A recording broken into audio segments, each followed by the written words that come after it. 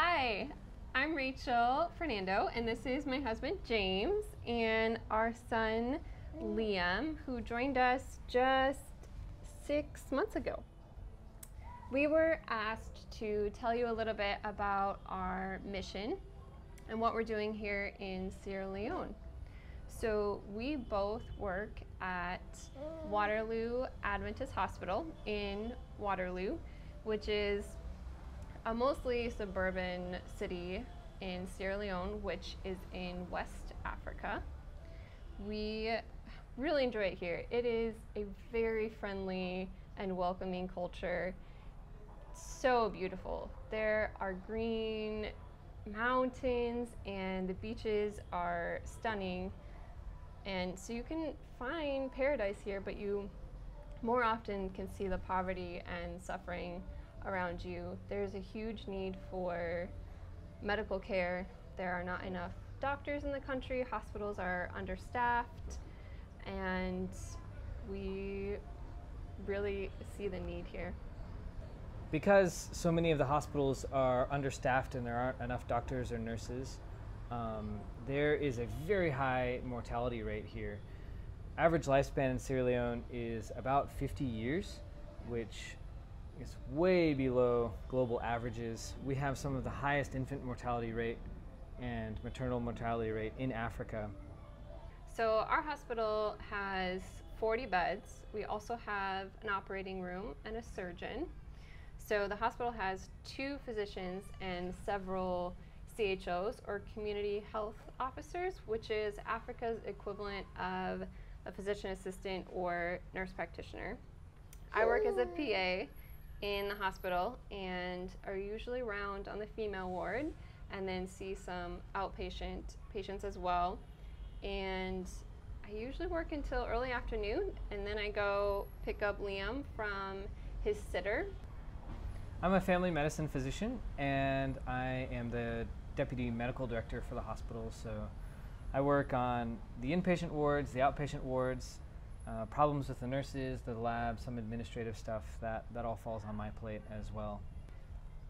So some common things we see here are malaria, typhoid, tuberculosis, HIV, and then, some of the more common things in the States, we see diabetes and hypertension and strokes. We see sickle cell disease here quite often, and very severe anemia. It's not uncommon to have a patient come in with a hemoglobin of 3 or 4 when normal is 12. We see both infectious disease from Africa as well as a lot of the common diseases from more developed countries, and it's complicated so much by poverty, where we see these diseases in their late stages because it's difficult for people to come to the hospital because a daily wage in Sierra Leone might be $2 a day, and oftentimes our patients are unable to pay their medical bills. Sometimes a mother will have to choose, am I going to take my sick child to the hospital, or am I going to feed my healthy children tonight?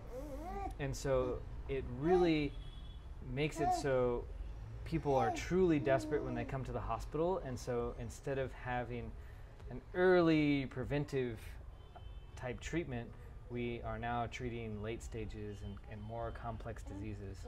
Yeah. We want to tell you just a couple stories about some patients we've seen here.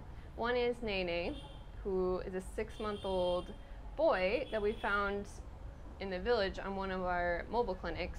He only weighed 6 pounds, so he looked extremely malnourished. We actually brought him back to our hospital along with his mother and admitted him.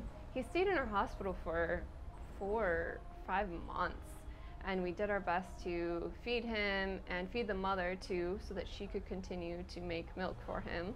And we were able to get enough calories into him where he fattened up and was lively and happy and feeding better, and he just kind of became part of our hospital family. And something I forgot to mention was that Nene is a girl's name. It's not a boy's name, but the mother had lost so many of her children that she hoped that by naming this boy a girl's name, she could trick the spirits that had put a curse on her and causing her to lose her children. So he did make it back to the village. We haven't seen him in a while, but we hear that after they took him back, they renamed him Nene Fernando. Another memorable patient that we had is Daniel. He came to the hospital and he just walked into the hospital, just looked like any other patient. He was limping a little bit, but you could just smell rotting flesh on him. And so Rachel was pregnant at the time and she was very sensitive to smells. So she went and got me and said, I need you to see this one together with me just in case I have to step out. So I came into the office and I took some history and I said, hey, what's been going on? And he said, well, I've had this boil and it burst about 3 weeks ago and I want to do something about it. And I'm like, okay, show me the boil. So he lifts up his shirt and his small intestines are hanging outside of his abdomen. And it's been like that for 3 weeks. All of the staff thought that he was just gonna die. But Dr. Kaba is an amazing surgeon and did 3 or 4 operations on him and saved his life. And he's alive to this day. And it truly is a miracle because you should not be able to live 3 weeks like that.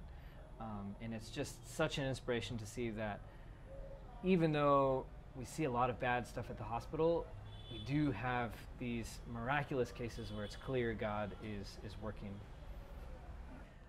With all of the witch doctors and spiritualism and fear of spirits, it is amazing to me how much peace Christianity has brought me that I never really even realized.